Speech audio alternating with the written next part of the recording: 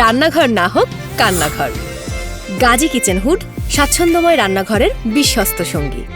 দর্শক, মাহে রমজানের অনেক অনেক শুভেচ্ছা জানিয়ে শুরু করছি Gazi home appliance presents TVS healthy iftar. আপনাদের সঙ্গে আছি আমি রুবাইয়া এশা।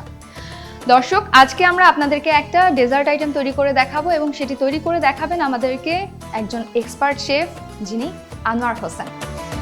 সো আনোয়ার ভাই, কেমন আছেন? আলহামদুলিল্লাহ, আমি ভালো আছি। আপনি কেমন আছেন? আমি খুবই ভালো আছি। আজকে আমরা দর্শকদেরকে কি তৈরি করে দেখাবো? আজকে আমরা দর্শকদেরকে তৈরি করতেছি হেলদি একটা ডেজার্ট। সেই ডেজার্টটার নাম হলো বেক ইয়োগার্ট, আর এটার বাংলার একটা নাম হলো বাফা দই।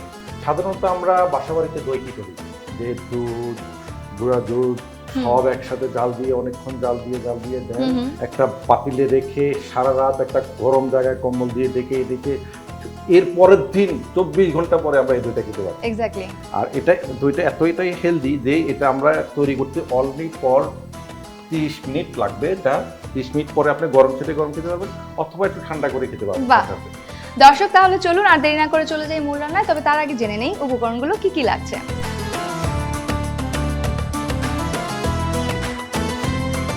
প্রথমে কি করব? তাহলে প্রথমে আমরা যেটা করব সেটা হলো আপনার গুঁড়ো দুধটা নিয়ে নেব। 100 গ্রামের মতো গুঁড়ো দুধ নিয়েছি। আমি গুঁড়ো দুধটা দিয়ে দিচ্ছি প্রথমে। গুঁড়ো দুধটার সাথে দিয়ে দিতে হবে পানি, 150 গ্রাম পানি দিয়ে এটাকে ভালো করে মিক্স করতে হবে। ঠান্ডা পানি দিয়ে মিক্সটা এমন ভাবে করতে হবে, গুঁড়ো দুধটা আমরা সাধারণত পানিতে দেওয়ার পরে একটু এই দানা দানা ভাবটা যেন দুধে না থাকে, এই জিনিসটা খেয়াল রাখতে হবে।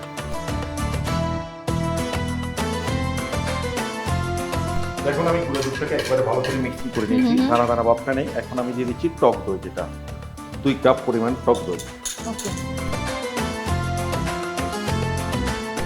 ঘন দুধটা, আচ্ছা, এটা জ্বালিয়ে নেওয়া অথবা আপনি বাজারে ক্রিম যেটা পাই আমরা, ফ্রেশ ক্রিমটা ব্যবহার করতে পারেন, বা বাসায় আপনি ঘন দুধটা ব্যবহার করতে পারেন জাল দিয়ে। কনডেন্স মিক্সটা দেওয়ার উদ্দেশ্য হলো এখানে সুইটনেসের কাজ করবে আর দইটাকে দ্রুত থিকনেস বাড়িয়ে ফেলবে। আর যেহেতু আমরা চিনি ব্যবহার করতেছি না, সেটাই এই দইটা আপনি এতটাই থিকনেস পুরো আপনাকে ভারসাম্য অনুযায়ী আইসক্রিম খাচ্ছেন, এরকম একটা ফিল চলে আসবে।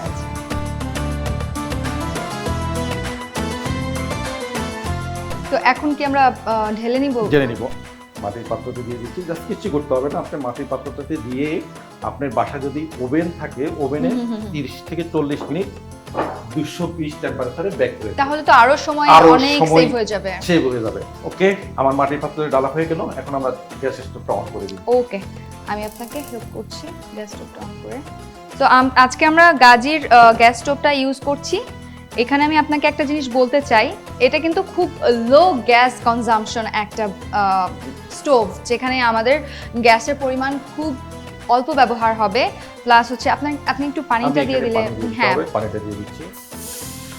আর ফ্লেমের ব্যাপারে যদি বলি, খুব কম সময়ে রান্নাটা দ্রুত হয়ে যাবে, চটজলদি। আপনি যখন এখন কত কম সময় পানি গরম হয়ে গেছে। আসলে রান্নার টেস্ট ভেরিয়েশন শুধু স্পাইসি বা মশলাতেই সীমাবদ্ধ না, এখানে আপনার চুলার হিটের ব্যাপার আছে, পাত্রের ব্যাপার আছে, তারপরে হাতের একটা ব্যাপার আছে, সেটা আর কোনো বলা ভুল না। গ্যাসের যেই টেম্পারেচার বা হিটটা যদি প্রপারলি না হয়, তাহলে রান্নার টেস্ট প্রপারলি করা সম্ভব হয়। এক্স্যাক্টলি। আপনার মনে হয় এই পাশটা এখন ব্যবহার করা প্রয়োজন হবে? আই থিংক আপনি এই পাশে চলে আসেন। Thank you so much. আমাদের পানিটা অলমোস্ট বয়েল হয়ে আসছে। আমি মাটির পাত্রটা এখানে বসিয়ে দিই। এখানে আমরা বাসা বাড়িতে যেভাবে বাফা পিঠা করি অনেক টাইপের, বা পুডিং তৈরি করি না, ঠিক পুডিং স্টাইলে। বাহ, চমৎকার। তো এতদিন শুনেছি ভাপা পিঠা, এখন কিন্তু আমরা ভাপা দইও দেখছি। তো ভাপা দই তৈরি হতে আমাদের আলটিমেটলি কতটুকু সময় লাগবে? এখানে আপনার অলমোস্ট 10 থেকে 15 মিনিট লাগবে। আর যদি ইলেকট্রিক ওভেনে করেন তাহলে লাগবে 40 মিনিট 220 টেম্পারেচারে। ওকে, অবশ্যই এর আগে প্রিহিট করে নেবেন 10 মিনিট। তাহলে আমরা হচ্ছে 10 মিনিট থেকে 15 মিনিট এখন এটাকে কতটুকু ফ্লেমে রাখবো? হাই ফ্লেমে থাকবে। যেহেতু নিচে পানি দেওয়া আছে, পুড়ে যাওয়ার কোনো সম্ভাবনা নাই। চমৎকার। দর্শক, ফিরে আসছি 15 মিনিট পর।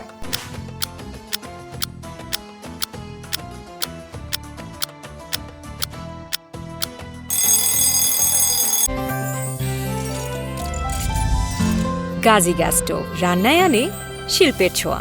দর্শক, ফিরে এলাম 15 মিনিট পর। এখন দেখে নিব আমাদের ভাপা দই কি অবস্থায় আছে। এখন একটু অলমোস্ট দেখব। আমাদের 15 মিনিট হয়ে গেছে। দেখুন আমাদের দইটাও হয়ে গেছে, একবারে পুরো ক্রিমি ভাব যেটা। আমি উঠে নিচ্ছি এটা, দেখেন কতটুকু গরম।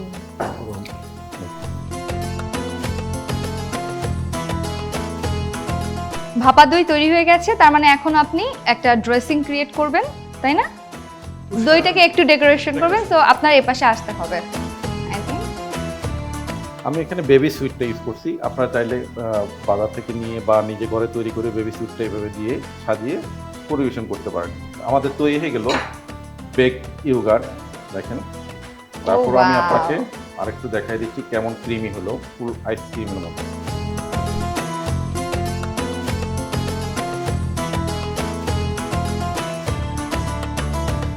চমৎকার হয়েছে এই ভাপা দইয়ের রেসিপি।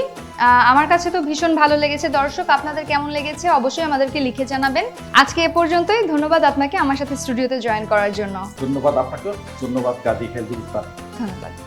দর্শক, বিদায় নিচ্ছি Gazi home appliance presents TVS healthy iftar থেকে।